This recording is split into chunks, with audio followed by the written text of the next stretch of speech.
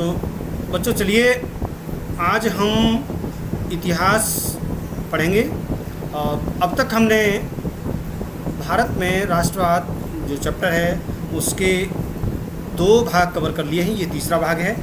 अभी तक जो हमने पढ़ा है वो है पहला विश्व युद्ध के विषय में हमने पढ़ लिया है, खिलाफत आंदोलन, रॉलेट एक्ट, असहयोग आंदोलन, इनके बारे में अभी तक पढ़ लिया है। और आज हम जो कवर करने वाले हैं वो ये है साइमन कमीशन और उसका विरोध, सेंट्रल असेंबली बम विस्फोट, पूर्ण स्वराज की मांग। ये चीज़ें हम आज कवर करेंगे।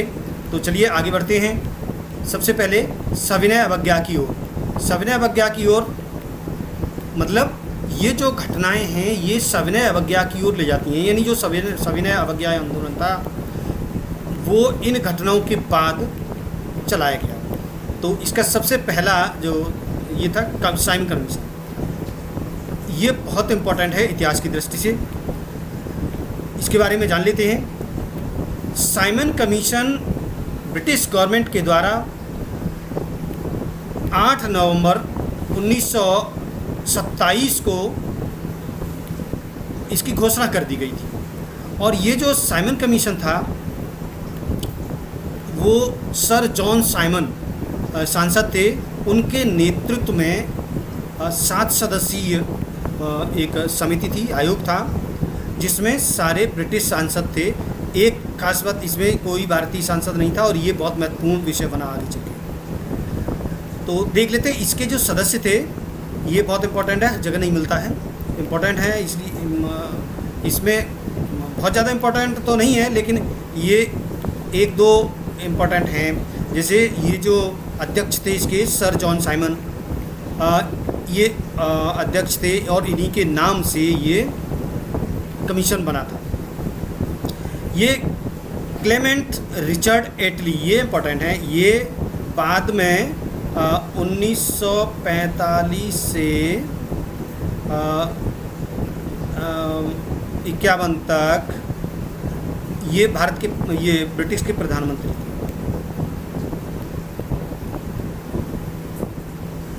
प्रधानमंत्री रहे जब भारत स्वतंत्र हुआ था, भारत स्वतंत्रता के समय ये रिचर्ड एटली। और इसके तीसरे सदस्य थे Harry Levy Lawson, Edward Cadogan, Vernon Hertson, George Lane Fox और डोनाल्ड हावर्ड। ये इस तरह से 7 सदस्य थे। और ये 8 नवंबर को घोषणा हुई है इसकी। और उसके बाद ये जो साइमन कमीशन था, अब देखिए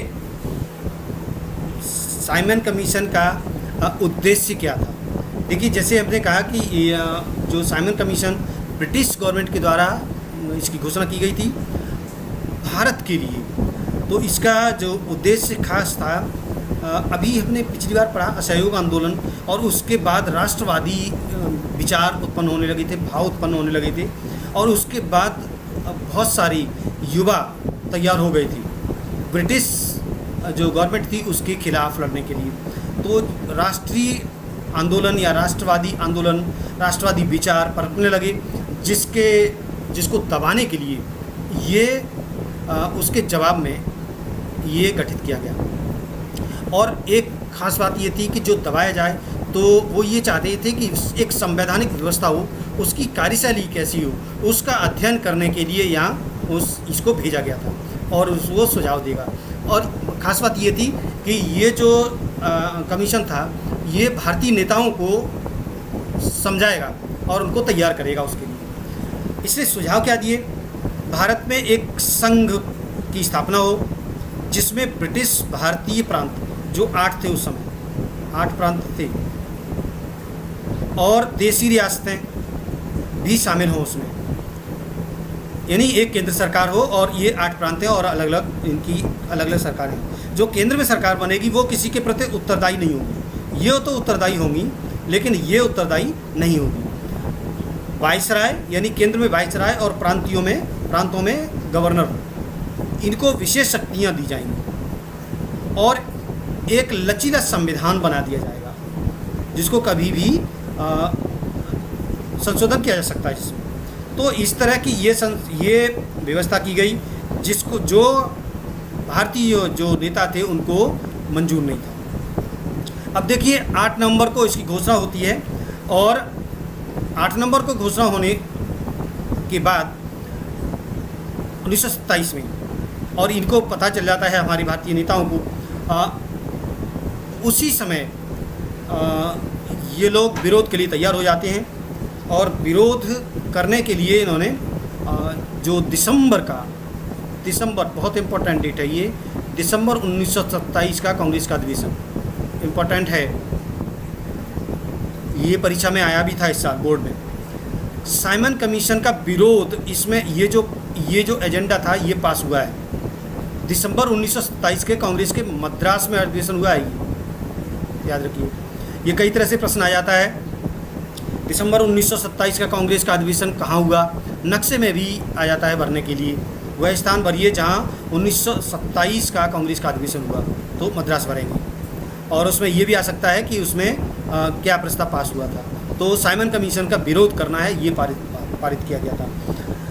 इसके बाद दिसंबर के बाद 3 फरवरी 1928 को साइमन कमीशन भारत पहुंचा और इसका शुरू से ही साइमन कमीशन वापस जाओ इसके नारों से स्वागत किया गया। यानी जैसे ही आया तो उसके विरोध में नारे लगने लगे सब। और ये खास बात ये थी कि इस जो कमीशन था, इस कमीशन का विरोध सभी पार्टियां कर रही थी, सभी राजनीतिक पार्टियां कर रही थी, चाहे कांग्रेस हो, मुस्लिम लीग हो और अन्य पार्टियां, सभी इसका विरोध कर रहे थे। तो और इसके बाद ये अपना मसौदा तैयार करता रहा और ये अब आ गया अक्टूबर। एक इम्पॉर्टेंट घटना है इसकी जो भारतीय इतिहास के महत्व से और ये परीक्षा की महत्व से भी, परीक्षा की दृष्टि से भी महत्वपूर्ण है। इसको स्पेशल इम्पोर्टेंट लिख लीजिए। 30 अक्टूबर 1928 साइमन कमीशन लाहौर पहुंचता है और लाहौर में इसका जो नेतृत्व करने वाले हैं शेरे पंजाब लाला लाजपत राय।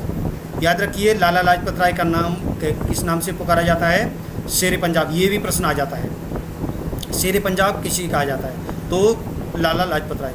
इनके नेतृत्व में कमीशन का विरोध प्रदर्शन हुआ, कहाँ, लाहौर में।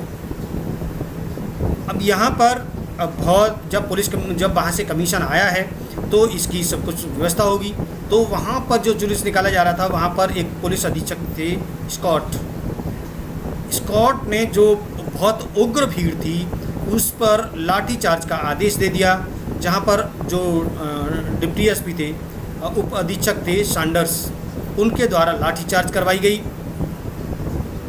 भीड़ बहुत उग्र थी तो जो पुलिस अधीक्षक थे स्कॉट, उन्होंने भी लाठी उठाई और उन्होंने जो नेता थे, जो नेतृत्व कर रहे थे लाला लाजपत राय, उनके ऊपर लाठियाँ बरसाना शुरू कर दिया। उनको कई लाठियाँ लगी, उनको सिर में भी चोट लगी जिससे वो घायल हो गए। और लगभग 18 दिन बाद 17 नवंबर 1928 को लाला लाजपत राय की मृत्यु हुई। ये बहुत बड़ी घटना थी, बहुत बड़ा एक झटका था राष्ट्रवादी आंदोलन के लिए। ये गरम दल के नेता थे और इनके जो शिष्य थे, जिनको जो क्रांतिकारी सरदार ये चंद्रशेखर आज़ाद, भगत सिंह, राजगुरु, सुखदेव, ये जो बुकटेश्वर दत्त, ये कई लोग जो उग्रवादी नेता थे वो इनके साथ थे। उनको सबको बहुत झटका लगा। तो उन्होंने ये जो क्रांतिकारी ग्रुप था, उन्होंने 10 दिसंबर, याद रखिए 10 दिसंबर 1928 को इन्होंने लाला लाजपत राय का बदला लेने के लिए योजना बनाई और मीटिंग की लाहौर में ही, जिसमें चंद्रशेखर आज़ाद, भगत सिंह, राजगुरु, सुखदेव, जयगोपाल, दुर्गा भाभी आदि शामिल हुए। इनको बहुत दुख हुआ था और इन्होंने ये तय किया कि अब ज़रूर इसका बदला लिया जाएगा। 17 दिसंबर, एक महीने, उनके मरने के 1 महीने के अंदर, 1 महीने में ही इन्होंने पूरी योजना बनाई थी और इसमें राजगुरु और भगत सिंह को जिम्मेदारी दी गई थी और चंद्रशेखर भी दूर से उसके पूरे ऑब्जर्व कर रहे थे। तो ये जो ऑफिस में ही थे स्कॉट और ये सैंडर्स दोनों थे। राजगुरु सबसे आगे खड़े थे, राजगुरु जानते नहीं थे उसको ये सैंडर्स है या स्कॉट है। मारना था स्कॉट को क्योंकि स्कॉट की लाठी से मरे थे, लेकिन स्कॉट से पहले सैंडर्स पहले आया दफ्तर से बाहर और देखते ही राजगुरु ने सबसे पहले गोली चला दी उसके ऊपर। जब गोली चला दी, हालांकि ये भगत सिंह और चंद्रशेखर ये देख रहे थे दूसरे कि इसने गलत कर दिया, सैंडर्स को गोली मार दी, स्कॉट को गोली मार दी थी। लेकिन जब मारी दी थी तो फिर उन्होंने भी जब पीछे से भगत सिंह ने भी गोली मारी, तो इस तरह से इन दोनों ने उसको मार दिया, हत्या कर दी सैंडर्स की।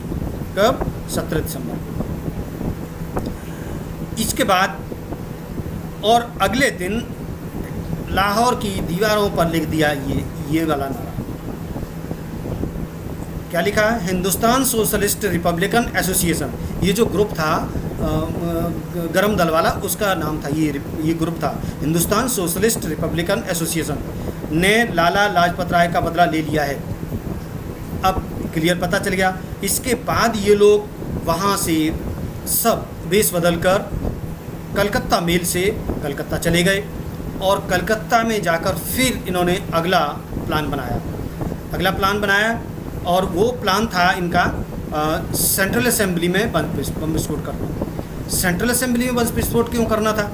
इनका ये इम्पोर्टेंट था इसमें उनका जो कि जन सुरक्षा। देखिए, जितना भी राष्ट्रवादी लोग थे उनको दबाना था इनको, तो जन सुरक्षा बिल के नाम से ये देश में उठते युवक आंदोलन को कुचलना, फिर एक बिल ला रही थी और औद्योगिक विवाद बिल, यानी ये जो मजदूर जो लोग इकट्ठे हो जाते थे, हड़तालें कर लेते थे, उनके खिलाफ भी, यानी उनके हड़ताल करने का अधिकार भी छीना जा रहा था। उसके विरोध में इन्होंने अपना गुस्सा जाहिर किया और ये कहा कि ये बिल पास नहीं होने देंगे। तो ये 8 अप्रैल, देखिए दिसंबर में वो इन्होंने कांड किया है 17 दिसंबर को, और 8 अप्रैल को फिर एक कांड कर दिया। वाइसराय ने जैसे ही प्रस्तावों वाला कानून, ये दोनों वाला प्रस्तावों वाला कानून बनाने की घोषणा की सेंट्रल असेंबली में, वैसे ही भगत सिंह और बुकटेश्वर दत्त, इन्होंने दोनों ने एक एक करके बम विस्फोट किया, 2 बम विस्फोट किए। इसके बाद अफरा तफरी मच गई और ये, हालांकि ये भाग सकते थे क्योंकि वहाँ जो सिक्योरिटी गार्ड थे उन्होंने समझ भी नहीं पाया कि क्या हो रहा है, क्या हुआ, और बाद में ये भागे नहीं, दोनों गिरफ्तार कर लिए गई। बाद में इन पर केस चला और 1930 में इनको सजा हो गई। तो ये कहानी आगे की है, आगे चलते हैं। ये तो कहानी थी ये 1928 की। इसके बाद जो है अक्टूबर 1929 में,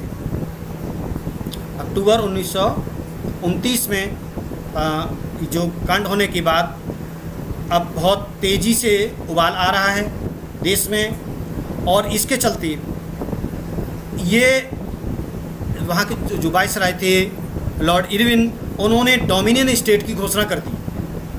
डोमिनियन स्टेट की घोषणा कर दी कि डोमिनियन स्टेट बनाया गया। डोमिनियन स्टेट मतलब एक तरह से वाइसराय उनका होगा और हमारी सरकार होगी। एक तरह से आधा हमारा रहेगा और आधा उनका, पूरी तरह से उनका अंकुश तो उनका ही रहेगा। तो इस तरह से अर्ध स्वराज कह सकते हैं, लेकिन हमारे नेताओं ने वो बात नहीं मानी, हमें वो मंजूर नहीं था, इसलिए इन्होंने पूर्ण स्वराज की मांग की। अगला अक्टूबर 1929 की बात है, लेकिन दिसंबर 1929, ये फिर इम्पॉर्टेंट डेट है, दिसंबर 1929 कांग्रेस का अधिवेशन हुआ लाहौर में। ये बहुत इम्पॉर्टेंट है इतिहास की दृष्टि से। जवाहरलाल नेहरू के नेतृत्व में इनकी अध्यक्षता में ये अधिवेशन हुआ है, जिसमें पूर्ण स्वराज की मांग की गई, और ये 26 जनवरी 1930 को स्वतंत्रता दिवस के रूप में मनाने की सहमति इसी अधिवेशन में ली गई। और उसके बाद अगला 1930 में मनाया गया, और तब से 26 जनवरी को प्रति वर्ष स्वतंत्रता दिवस मनाया जाता रहा जब तक देश स्वतंत्र नहीं हो गया। और इस दिन के महत्व को बनाए रखने के लिए ही हमारे देश का संविधान इसी दिन लागू किया गया। ये बहुत इम्पोर्टेंट है।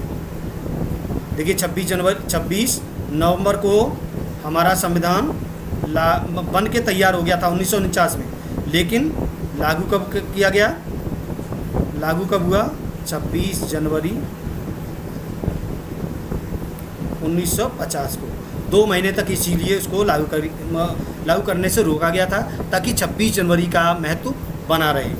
और इसमें पूर्ण स्वराज के लिए संघर्ष की शपथ ली गई, और यही आगे चलकर सविनय अवज्ञा आंदोलन का रूप लिया। तो ये आज हमने पढ़ लिया। आगे हम पढ़ेंगे सविनय अवज्ञा आंदोलन की शुरुआत, औपचारिक शुरुआत। तो तब तक इसको इम्पोर्टेंट इसके नोट्स बना लीजिए और याद रख लीजिए। इनमें जो इम्पोर्टेंट चीज़ें हैं वो ज़रूर नोट कर लीजिए। धन्यवाद।